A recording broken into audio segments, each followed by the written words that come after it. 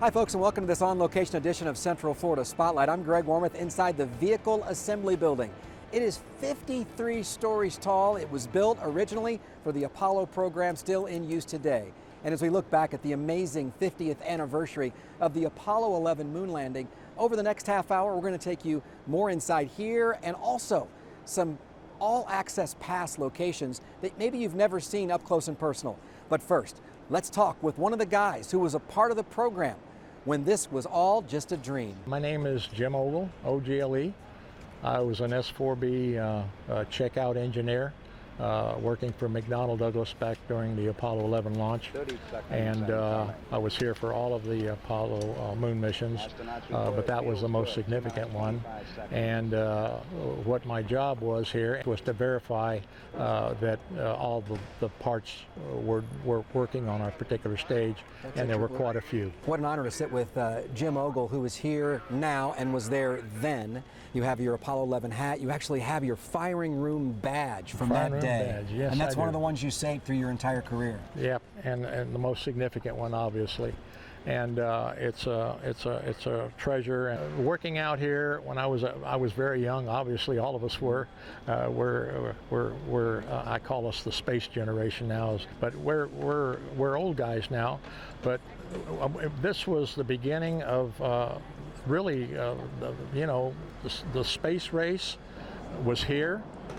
We had a country that we were competing with. They had already done two significant things, the Sputnik in October '57, and America woke up one morning and saying, oh, there's something inanimate going around the world up there. Who did that? Russia. And then 4 years later, President Kennedy had just got elected, and some NASA people ran in his office and said, guess what's going on now? Yuri Gagarin is a human up there spinning around in April of '61.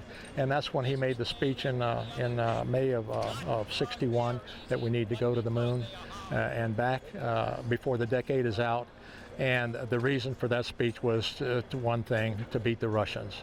And we were in a space race, a big time.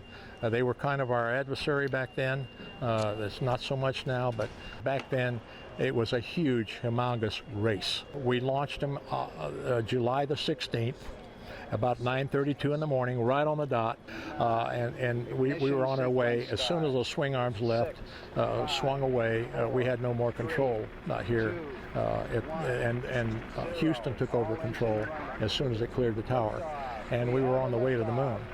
But there was a lot going on back then with Russia. They were still trying to, get some inanimate object up there, trying to beat us.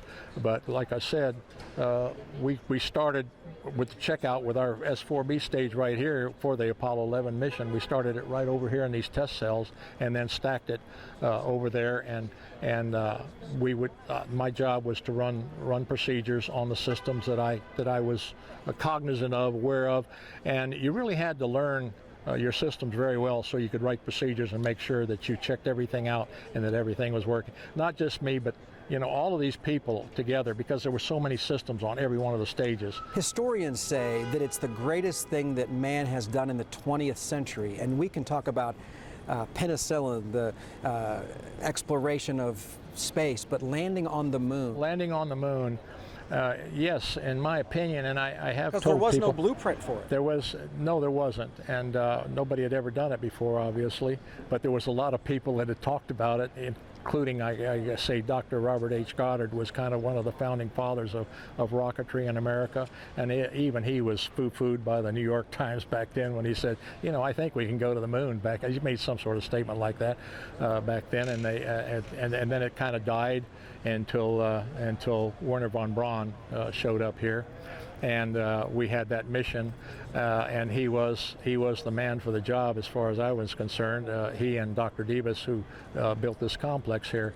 But working out here as a young man, I didn't really have the significance of it. It was a job, and I said, hey, this thing's too big, it'll never fly, and so forth like that. Boy, was I wrong. But it did fly, it did very well. It was an engineering feat.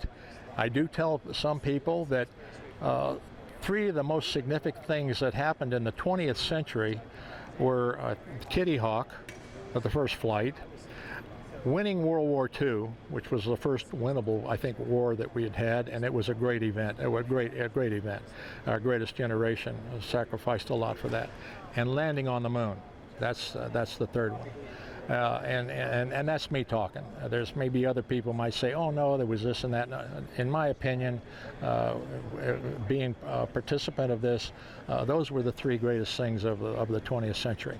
And you were a part of them, and so was Central Florida, our role. Why were we the perfect place to launch men into space? Because I had witnessed the first launch out here of the V-2 rocket, because I grew up here and went to Cocoa High School and back in the 40s and 50s, and I watched Werner von Braun launch a V-2 out here called Bumper 8 in July 24th of 1950 when I was wading in the river.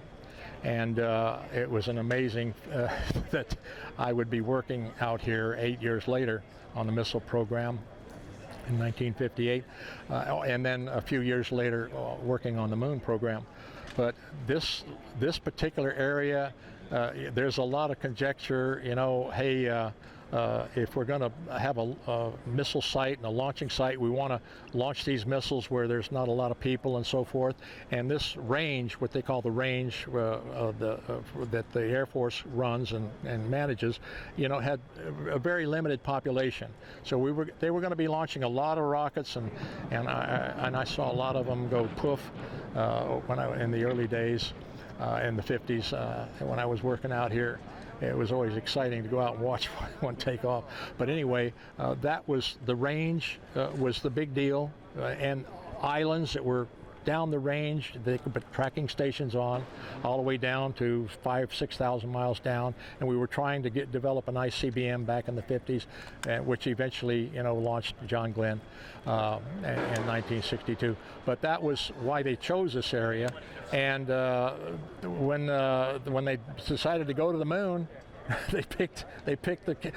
we had Cape Canaveral, but NASA said, hey, we need the Merritt Island launch area called Mila. That's what they called it back then.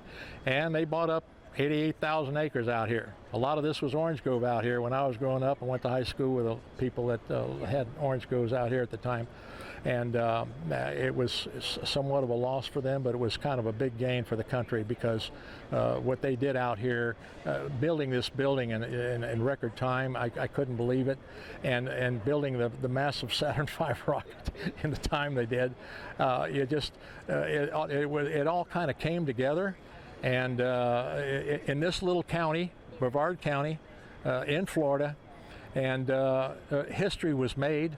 And I was part of it, but there were 400,000 people involved in this project all over America, and that helped build it. There's a subset of that 400,000 were here that launched it, prepared it, and launched it. And I was one of those. And what I could say is that, you know, it was a team effort. Everybody really, your adrenaline was, we have to beat the Russians. I mean, that's it. The race was on, and you had three people that was riding up in the tip of that thing that depended on what you were doing, and depending on what all of us were doing to make sure that rocket was safe and that all the parts were working. And that's what our job was here. And I'm very proud to have been part of that, and I still have many memories of that. I can't remember what I did 15, 20 minutes ago, but I can remember almost everything that went on out here back over 50 years ago. Actually, beyond 50 years, because it's the 50th year anniversary coming up here, but we were working on this thing about almost 10 years before. Well, congratulations on that success. Well, you saw the pass that allowed Jim Ogle to go inside the firing room and have one of those amazing seats for history being made. We'll take you also inside the firing room, and you'll meet a living legend who was also there on that iconic day 50 years ago.